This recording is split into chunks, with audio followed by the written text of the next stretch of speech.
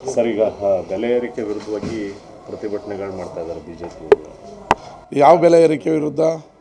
Diesel ಆಗ್ಬೋದು. Correct, Modi ವಿರುದ್ಧ ಮಾಡ್ತಾ ಇದ್ದಾರೆ ಬಿ ಜೆ ಪಿಯವರು.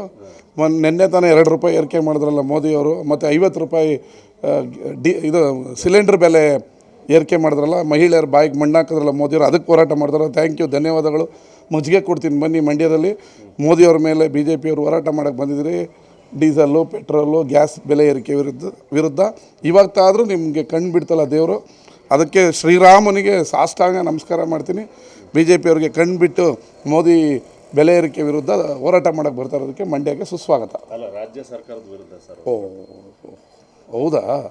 ಫಸ್ಟು ಮೋದಿಯವರು ಬೆಲೆ ಏರಿಕೆ ಮಾಡಿದಾರಲ್ಲ, ಅದ್ರ ವಿರುದ್ಧ ಹೋರಾಟ ಮಾಡಿ ಬಾಯಿ ಬಿಡೋಕ್ಕೆ ಹೇಳಿ, ಆಮೇಲೆ ರಾಜ್ಯ ಸರ್ಕಾರ ಕೊಡಬೇಕಾದ ಪಾಲು ಕೊಟ್ಟಿದ್ರೆ ಯಾಕೆ ಬೆಲೆ ಏರಿಕೆ ಆಗ್ತಾಯಿತ್ತು? ನಮ್ಮ ದುಡ್ಡೆಲ್ಲ ಹೊಡ್ಕೊಂಡು GST ದುಡ್ಡು ವಾಪಸ್ ಕೊಡಲ್ಲ. ತಿರ್ಗಾ ಡೀಸೆಲ್ಲು, ಪೆಟ್ರೋಲು, ಗ್ಯಾಸ್ ಬೆಲೆ ಎಲ್ಲ ಏರಿಕೆ ಮಾಡ್ತಾರೆ. ಯಾವ ನೈತಿಕತೆ, ಯಾವ ಮುಖ ಇಟ್ಕೊಂಡು ವಿಜೇಂದ್ರ ಅವರು, ಅಶೋಕ್ ಅವರು, CT ರವಿ ಅವರು ಬರ್ತಾ ಇದ್ದಾರೋ ಗೊತ್ತಿಲ್ಲ. ಡೀಸೆಲ್ ಬಿಡಿ, ಹಾಲಿನ ಬೆಲೆ ನೀವು ಏರಿಕೆ ಮಾಡಿ. ರೈತರ ವಿರೋಧಿಗಳ ನೀವಾಗಾದರೆ. ಮಂಡ್ಯ ರೈತರಿಗೆ 4 ರೂಪಾಯಿ ಇವಾಗ ಬೇಸಿಗೆಯಲ್ಲಿ ಒಂದು ಸರ್ಕಾರವನ್ನು ನಡೆಸಿರೋಂಥವ್ರು 5 ವರ್ಷ. ಒಂದು ಬೇಸಿಕ್ ಕಾಮನ್ ಸೆನ್ಸ್ ಇರಬೇಕು. ಬೇಸಿಗೆಯಲ್ಲಿ ಹಾಲು ಉತ್ಪಾದನೆ ಕಡಿಮೆ ಇರ್ತದೆ. ರೈತರಿಗೆ ಉತ್ತೇಜನ ಕೊಡಲು 4 ರೂಪಾಯಿನ ನಮ್ಮ ಮನೆಗೆ ತೊಗೊಂಡು ಹೋಗ್ತಾಯಿಲ್ಲ, ರೈತರಿಗೆ ವಾಪಸ್ ಕೊಡ್ತಾಯಿದ್ದೀವಿ. ಹೇಳ್ಕೊಂಬನ್ನಿ, ರೈತರಿಗೆ 4 ರೂಪಾಯಿ ನೀವು ಕೊಡೋದಕ್ಕೆ ಹೆಚ್ಚಿಗೆ ಮಾಡಿರೋದ್ರಿಂದ ನಾವು ವಿರೋಧ ಮಾಡ್ತಾಯಿದ್ದೀವಿ ಅಂತ ಬನ್ನಿ ನೋಡೋಣ.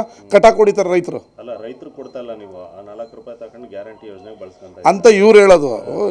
ಇದನ್ನು RTI ಹಾಕ್ಬಿಟ್ಟು ತೊಗೊಳ್ಳಿ, 4 ರೂಪಾಯಿ ಜಾಸ್ತಿ ಮಾಡಿದ್ರಲ್ಲ, ಯಾರಿಗೆ ಕೊಡ್ತಾ ಇದ್ದಾರೆ ಅಂತ RTI ಹಾಕಿ ತೊಗೊಳಕ್ಕೆ ಹೇಳಿ. ಕುಮಾರಸ್ವಾಮಿ ನೆನ್ನೆ ಒಂದು ಮಾತಾಡಿದ್ದಾರೆ ಸರ್, ಸಚಿವರಿಗೆ ಜೋಕರ್ ಅಂತ ಪದ ಬಳಸಿದ್ದಾರೆ. ಅದ್ರ ಬಗ್ಗೆ ನನಗೆ ಗೊತ್ತಿಲ್ಲ ಪಾಪ. ಈಗ JDS ಅನ್ನು BJP ಅವ್ರು ಜೋಕರ್ ಸ್ಥಾನದಲ್ಲಿ ನಿಲ್ಲಿಸಿದ್ದಾರೆ. ಇದು ಅವರ ಸರ್ಕಾರದ ಅರ್ಧ ಭಾಗ ಕೇಂದ್ರ ಸಚಿವರಾಗಿದ್ದಾರೆ. ನಾನು ಎಷ್ಟೋ ಹಳೆ ಮೈಸೂರಿನ BJP MPಗಳ ಹತ್ರ ಕ್ಯಾಶುವಲಾಗಿ ಮಾತಾಡ್ಬೇಕಾದ್ರೆ ಹೇಳ್ತಿದ್ರು, ದೇವೇಗೌಡರು ಕುಮಾರಸ್ವಾಮಿಯವರು ನಮ್ಮ ಪ್ರಚಾರಕ್ಕೆ ಬಂದಿದ್ದರಿಂದ ನಾವು ಗೆದ್ದಿದ್ದು ಭಾಳ ಹೆಲ್ಪ್ ಆಯಿತು ಅಂತ. ಇವರು ಅವ್ರ ಜೊತೆ ಕೂಡ್ಕೊಂಡಿದ್ದಕ್ಕೆ ಹಳೆ ಮೈಸೂರಲ್ಲಿ JDS ಇಂದ BJPಗೆ ಒಂದು ಶಕ್ತಿ ಬಂದಿತ್ತು. ಇವತ್ತು ಅವ್ರನ್ನೇ ಬಿಟ್ಟು ಅವ್ರ ನೆಲದಲ್ಲಿ JDS ಭದ್ರಕೋಟೆಯಲ್ಲಿ ಕುಮಾರಸ್ವಾಮಿ ಅವ್ರ ಕ್ಷೇತ್ರದಲ್ಲಿ BJಪಿಯವ್ರು ಬರ್ತಾ ಇರೋದು ಇದರಲ್ಲಿ ಗೊತ್ತಾಗ್ತದೆ. ಮನೆ ಹೊಡೆದಿದೆ ಅಂತ. ಕುಮಾರಸ್ವಾಮಿಯವರು ಪಾಪ ಈ ಪರಿಸ್ಥಿತಿ ಬರಬಾರ್ದಾಗಿತ್ತು ಅವ್ರಿಗೆ. ಅವ್ರಿಗೆ ಎಲ್ಗೋದ್ರು ಈ ಥರ ಚಾಕು ಹಾಕಿಸ್ಕೊಳ್ತಾರೆ ಪಾಪ ಬೆನ್ನಿಗೆ. ಅವ್ರಿಗಿದೊಂದು ಪಾಠ ಆಗಬೇಕು. ಗುಜರಾತ್ರಲ್ಲಿ ಛಗನ್ ಲಾಲ್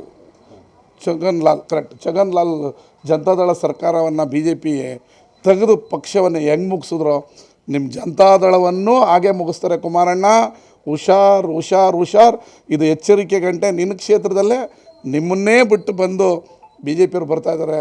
ನಿಮ್ಮ ಹೆಲ್ಪ್ ತಗೊಂಡು ಹಳೆ ಮೈಸೂರಲ್ಲಿ MPಗಳು ಗೆದ್ದು ಈ ಪರಿಸ್ಥಿತಿ ಅವ್ರು ಬರಬಾರ್ದಾಗಿತ್ತು. ಕುಮಾರಸ್ವಾಮಿ ಅವ್ರನ್ನ BJಪಿಯವ್ರು ಬಿಟ್ಟಿದ್ದಾರೆ ಅಥವಾ ಎಲ್ಲ ಕುಮಾರಸ್ವಾಮಿ? ಅದನ್ನು ಅವ್ರ ಹತ್ರ ಹೋಗಿ ಕೇಳಿ.